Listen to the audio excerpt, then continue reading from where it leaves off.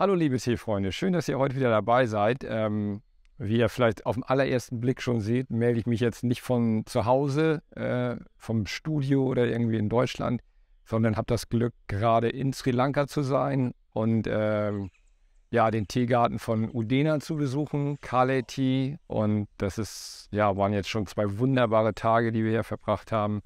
Und ich wollte einmal ganz kurz sagen, normal ist das alles auf Deutsch. Ich wechsle jetzt zu Englisch in diesem Video. Und deshalb gibt es dazu auch gleich Untertitel, weil wir das jetzt auch gar nicht anders hinkriegen. Okay, insofern, I would switch now to English, and I think the best would be, because I just said already a couple of welcome words in Germany, and that we are here since 2.5 days at the beautiful Kaley Teegarten, and I'm sitting here with Udena now in front of the room and looking in a beautiful view to make this little tea with friends. And I thought maybe the best thing would be, I will go around with a couple of questions as always, but if you have maybe a little introduction by yourself while I'm pouring in the wonderful tea we will having. So very happy to be featured on this recording. We are seated right opposite the Singharaja Mountains, which is Sri Lanka's largest rainforest and a UNESCO Natural World Heritage Site. Breathing fresh air, drinking good quality organic tea. My name is Udena. We founded Kaley Tea about close to 8 years ago now. As a farmer, I'm sort of a third-generation farmer. My father used to farm, my grandfather used to farm, but as a tea maker, first-generation tea maker, I've spent a large part of my life in corporates. Worked in different industries across fast-moving consumer goods, to agriculture, to aquaculture, to consumer foods, to development banking, to fashion clothing, and I sort of moved out of corporate life about 7 years ago, just to pursue a few things that I really enjoyed doing, and one was this, getting into agriculture. When I got into it, I thought life is everything in agriculture you have no control over, especially when you want to grow and you want to cultivate along with nature. Nature-friendly farming became quite a challenge and a learning experience, and something really thoroughly enjoy. So this is a long introduction. Okay. Well, that's fine. Perfect. He then got into how do we market the products we make, the harvests, and we found that there was no market for really good quality agriculture products in Sri Lanka. So we looked at, and we didn't want to set up a big business. So that's how we pursued the whole craft of making tea artisanally.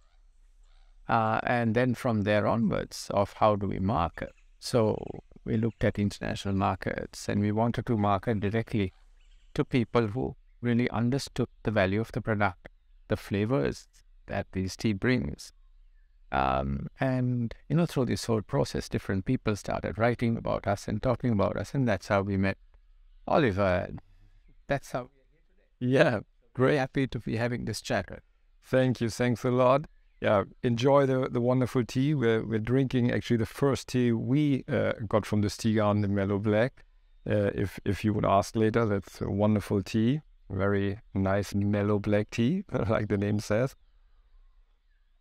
But today it's not like focusing on how to brew the tea, because this is a tea already which has a lot of variety in itself. You can make it in a gaiwan like this, even Western style is a wonderful tea. But today we're focusing more on our visit here and the garden. And you already in your introduction mentioned how you started or when you started, and already there was a little bit that, yes, there was some good bit of surprises coming along the way when thinking about starting organic farming. I guess you have a couple of challenges to start with, but maybe what would be nice to hear, because for us coming here the first time and seeing this beauty and biodiversity, we've seen a lot of tea gardens already, but this, like how it blends into nature on this hill slope surrounded by forest, is a very beautiful setting on the first sight.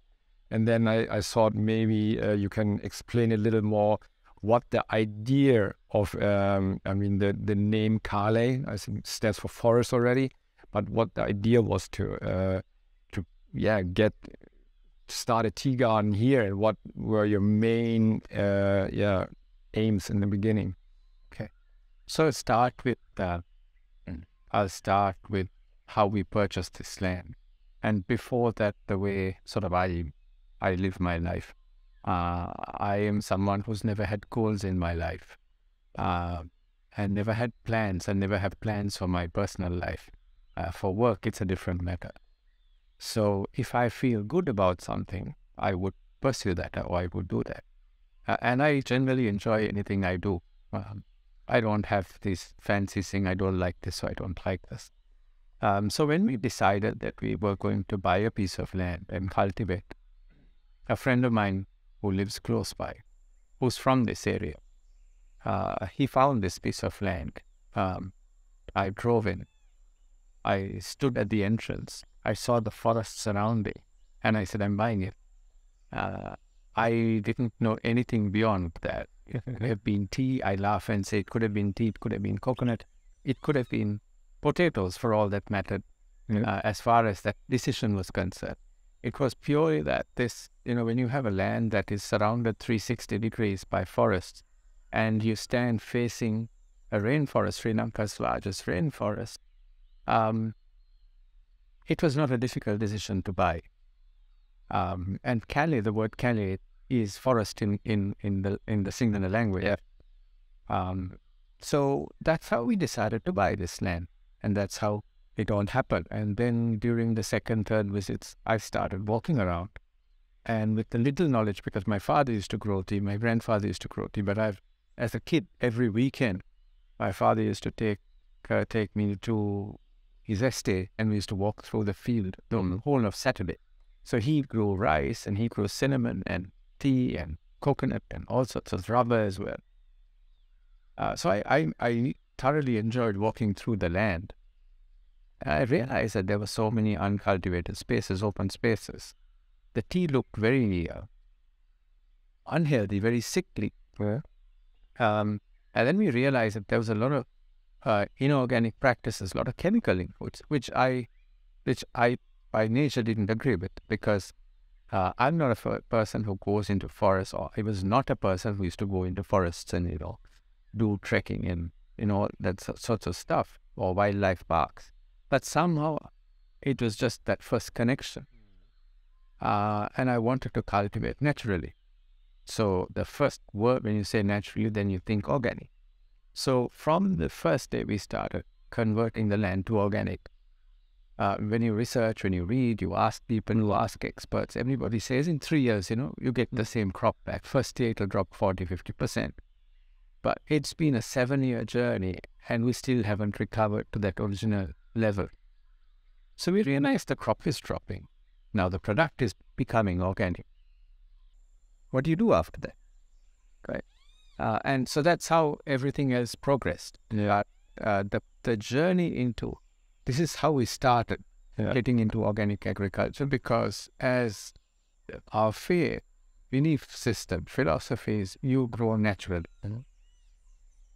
And I have to say, when I walk around now, I mean, you probably say you have not reached a level where you're really satisfied with all the areas where you grow tea. Where some crops which maybe still not look as good as others, but I think in general, I think at least that's what I see. You see a lot of very healthy tea plants around here, which look really good. And really, when I walk around everywhere, it seems to be a lot balance in this tea garden. The whole area is covered with creepers or little, I don't really need to use the word weed, but there are all kind of plants growing and you want everything, all the ground to be covered, to have everything in balance. And I think at a lot of spaces in the tea garden areas, you're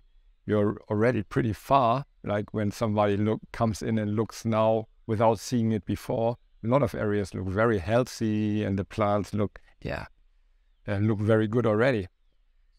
Let's start from the basics. Yeah. Right? We are a 25-hectare land. Yes. Half of our land is forest, is preserved rainforest.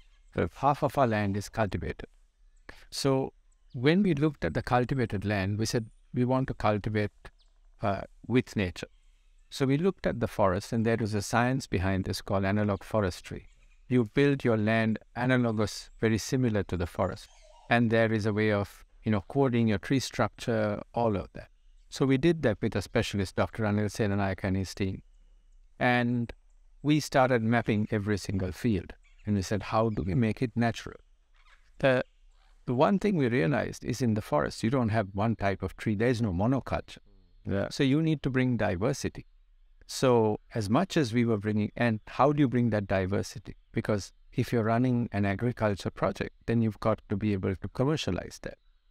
So we started bringing in forest trees plus trees that have economic value, or plants that have economic value. So we have tea, we have cinnamon, we have pepper, we have fruit trees, we have lemongrass, we have citronella, we have large variety of fruit trees that grow with each other. So that's the first thing for diversity.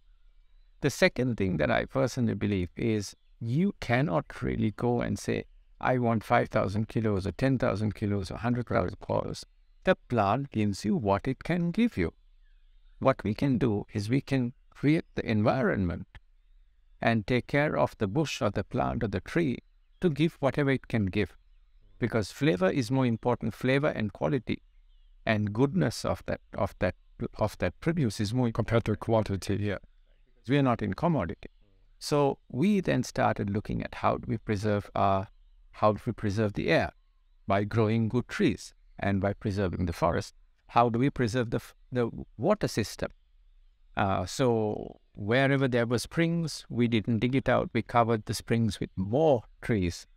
Wherever there were streams, we didn't touch them. We grew, plants like bamboo and other grasses to protect the edges of the stream. So we have 3 streams on 3 sides.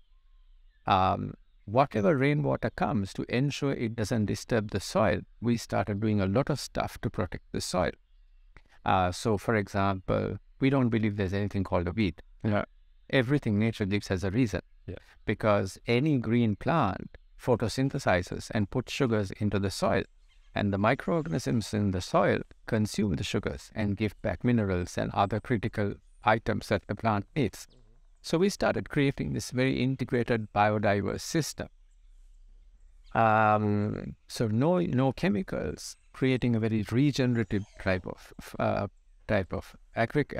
soil. And then we said, but still we need to add things into this soil because there's a lot of chemical usage in the last maybe 10, 20, 30 years. So we started bringing, we started making compost and feed. And then we started attaching a lot of green material and covering it on top of the soil. Then we started rearing cows and making a slurry, a biofertilizer, liquid biofertilizer with cow dung and urine. And we also make our effective microorganism, mix it together and feed to the soil. So if we harvest 1 kilogram of tea, we feed in at least 10 kilograms or 10 liters of biofertilizer, at least, or sometimes 15 times, sometimes 20 times based on the crop. We then still had certain fields that were very poor, and we then started trying different experiments. One of those big experiments was bringing elephant dung and feeding. We brought, I think, 8 or 10 tons of elephant dung and fed a field. The elephant's stomach is a biodigester because I think the elephant consumes only 60% of the food he or she eats. So this balance 40% comes out, not just the dung, but everything that comes out comes digested. Within a week or 2 of feeding the elephant dung, the field dramatically changed.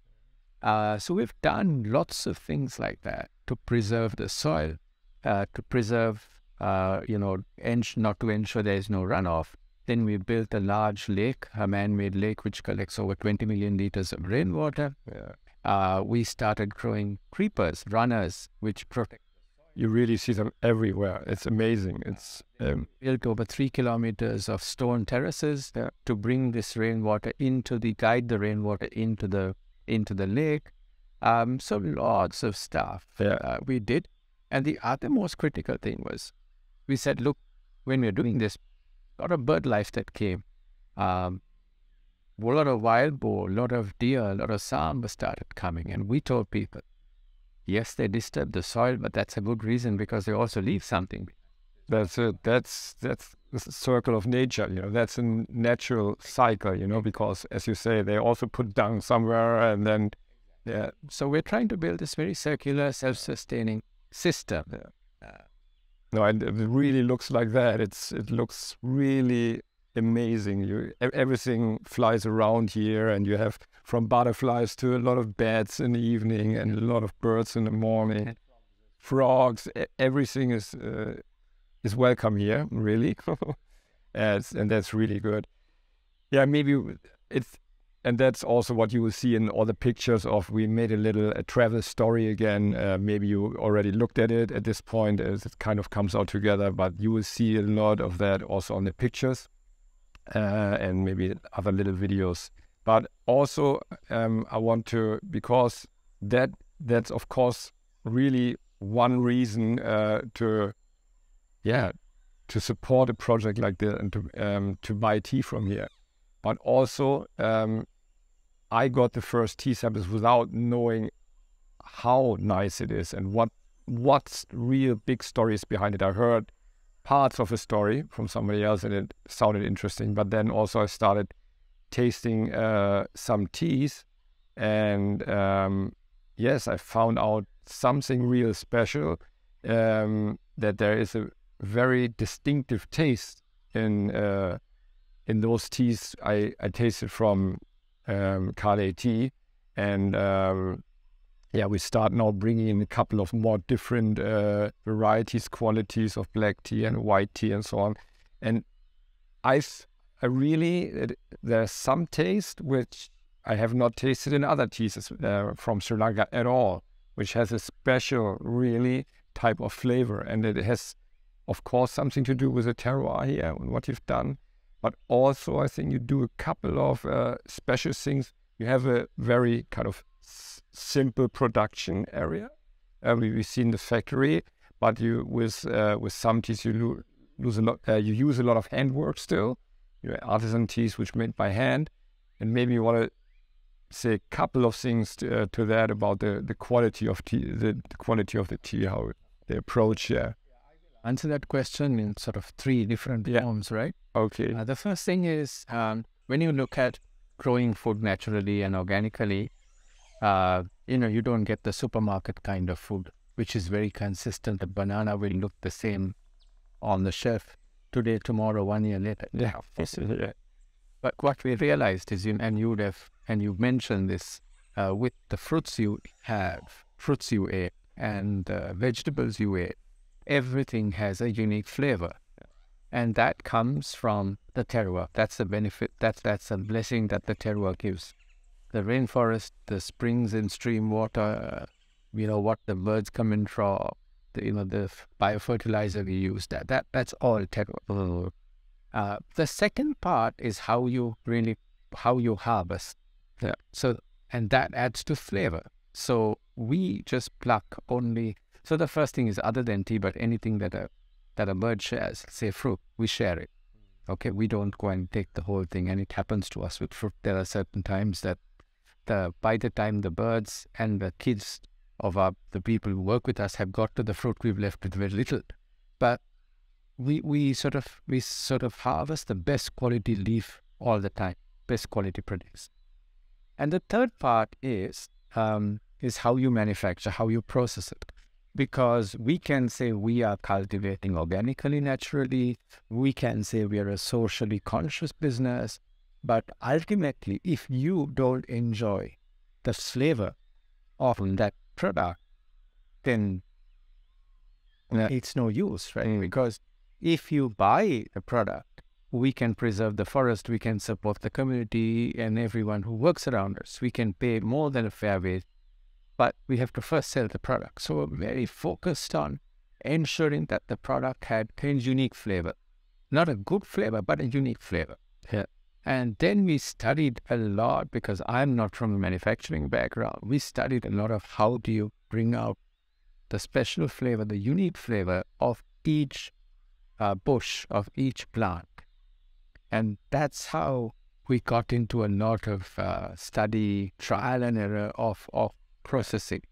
So one part of our processing, or a big part of our processing, is artisanal made, handmade teas.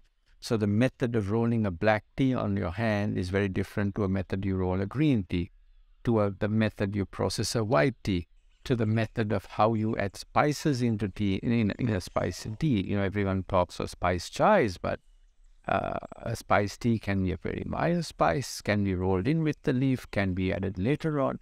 So this whole method of how do you bring the flavors of high quality tea leaf in a product that you would sip was a lot of study, a lot of trial and error, a lot of asking people, a lot of sharing our product, going to specialist tasters, getting them to be very critical with our product.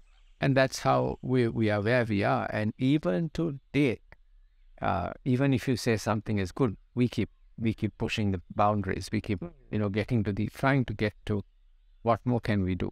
However much more flavorful can we get? So if you look at a mellow black tea, we will start with a kilo of leaf. By the time it's withered, it's 500 grams of leaf. And by the time it's made, you have 200 grams of tea, of made tea. To make 200 grams of tea, it's a lot of effort. Yeah. And every 200 grams a sample I will taste. So our master tea maker would taste it, I would taste it, and we have to have a discussion on it before we say, yes, it's good to go. And, we were once very fortunate of having a webinar series with a group of Japanese green tea farmers. And one of them taught us this very valuable lesson. He said the process of making tea is taking the water out, but keeping the flavors in.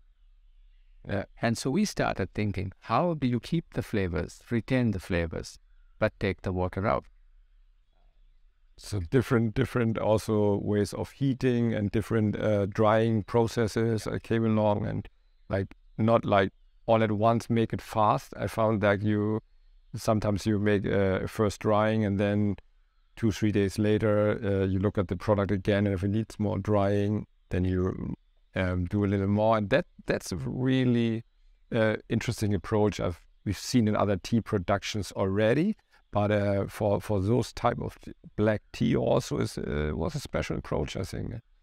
No, very, very nice. And the impressions we got is that a lot of detailed work goes in, and even, as we just heard now, the quality control, the single batches always get really tasted. There will be cuppings, and if there's something, one batch which has not reached the quality of something, went over the edge with drying, we also heard that then the product is not going to be blended somehow, so to not lose the leaf. There's also the process of losing some tea along the way while producing, which you then not sell as a mellow black anymore because it just has not reached the quality that time. So that's it. That's very interesting, and that's pretty special, I think.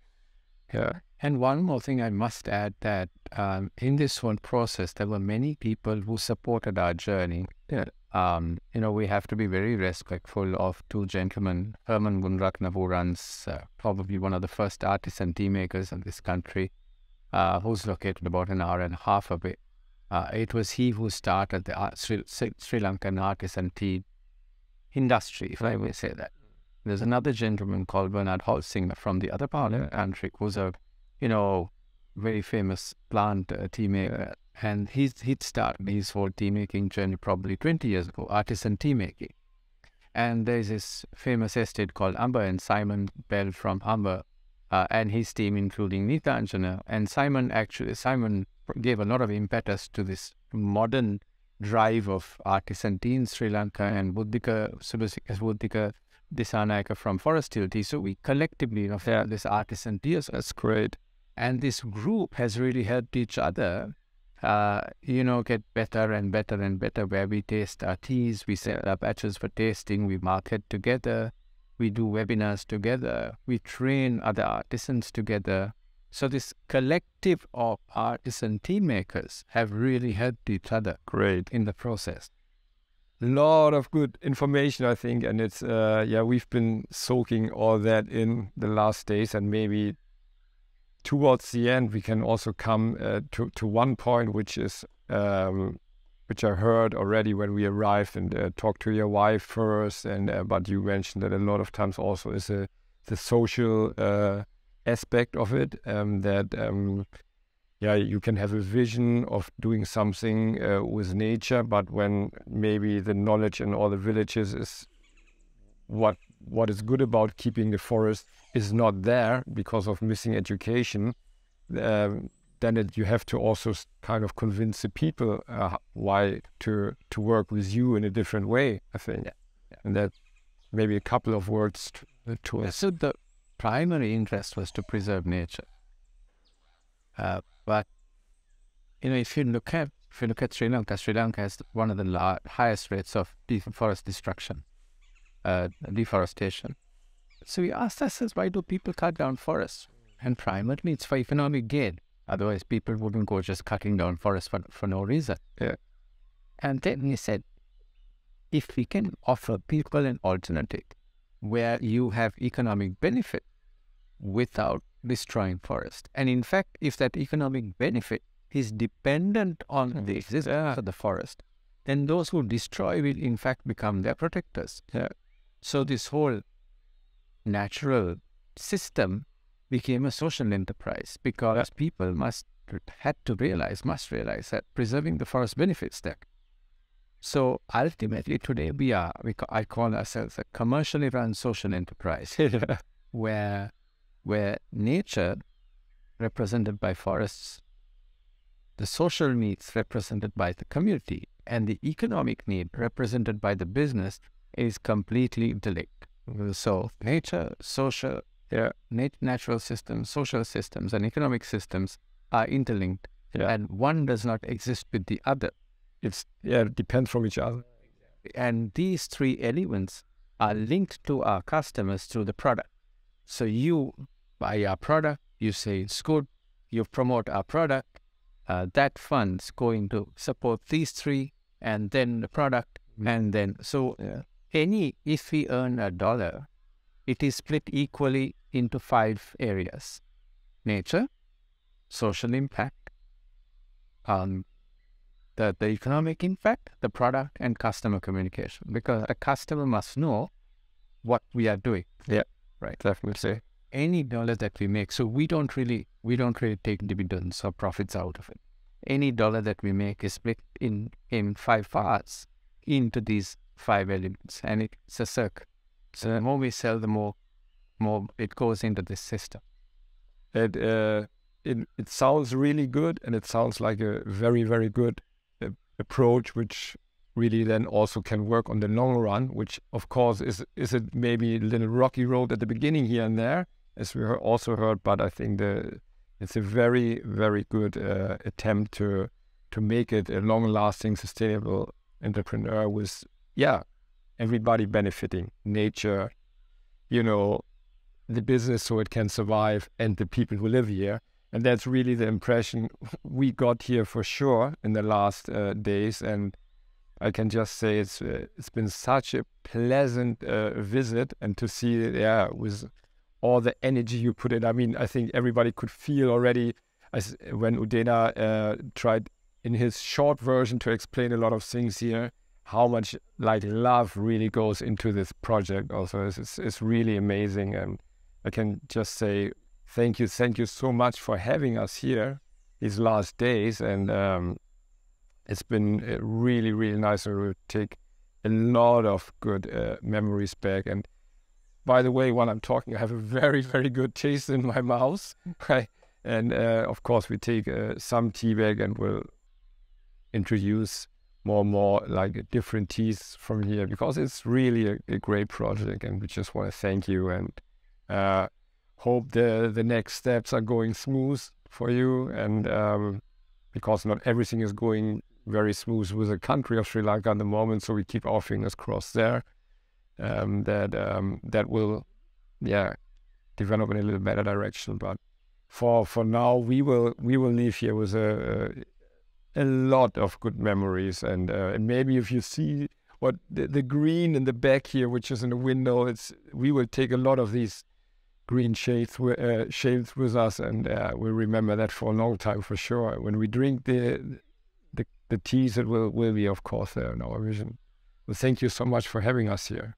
It was an absolute pleasure, because every time somebody comes, it's a very personalized experience. We share what we know, we learn from you guys when you come.